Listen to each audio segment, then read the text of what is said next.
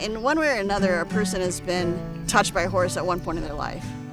Their eyes alone pretty well tell the story. They're such a large, majestic animal. They teach you so much in life. I'm Carla Seibert, president and founder of the Iowa Equine Rescue and Awareness League. We are a horse rescue for the state of Iowa. We help with investigations when it comes to neglect and abuse for horses.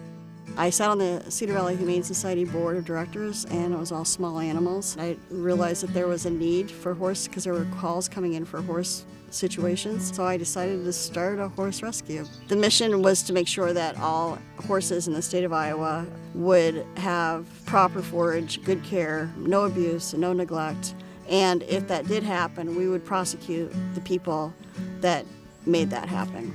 It's not an easy job.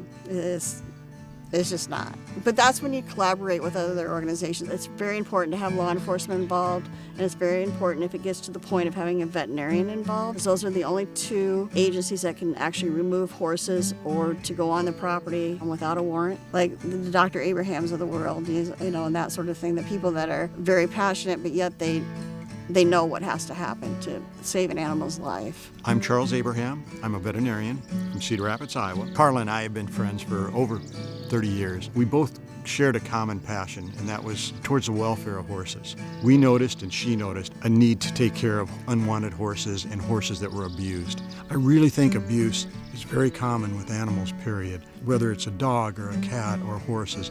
And our particular little niche is the horses, and that's why we're doing what we do for the horse population. My name is Major Chad Colston. I work for the Lynn County Sheriff's Office in Cedar Rapids, Iowa. Cops are not necessarily experts when it comes to dealing with animals. We are pretty good at criminal law, but when we get some cases, when they're talking about animal neglect or animal abuse, we have to rely on people who are experts in the field and can help guide us to do the right thing in our investigations of animal cruelty or neglect. If it goes to the court system, once that decision is made and they decide that the animals are not going to be returned to the owner, we go to links to get the horses available for adoption. Our goal is just to make sure that they go to a forever home. In the 20 years of our service, we've taken in over 1,000 animals. All but maybe 4 have been adopted. The most memorable was a rescue that we took 7 horses in. One of the horses was completely blind. Her eyes had to be removed. She had to make an adjustment. She was 9 years old at the time. We've kept her as our poster child. She's a wonderful animal. You can still ride her. I mean, it's amazing. She's now 29 years old. She has thrived well. We are an all-volunteer organization. None of us are paid on anything, have never been paid to do anything, but it takes a lot of resources to bring back a 1,000-pound animal. So it's very important to get the community involved with volunteering, with being able to just help in any situation that we find ourselves in. This organization does great things. To have a place where you call one group of people and they say, we'll be there, we'll take care of it, then we can go on and continue doing what we do on the investigative side. Animals need to be taken care of, and those animals, they give back.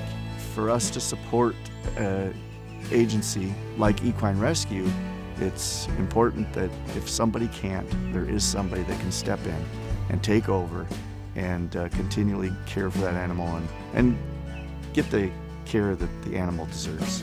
I hope that it continues to flourish because there's a huge need for this organization. We depend on donations. We depend on people helping us. And I think this is the best organization that I've been involved with to do what they did, and that's to save horses. I just think that it's very satisfying to know that you've made a difference in an animal's life, if it be a 1,000-pound animal or if it's a dog or a cat or whatever it might be. The most satisfying thing is to go back a year later, or 6 months later to see the horse just thriving in a new environment. And you're just glad that you got involved and that you got them removed from the situation that they were previously in. Nothing better.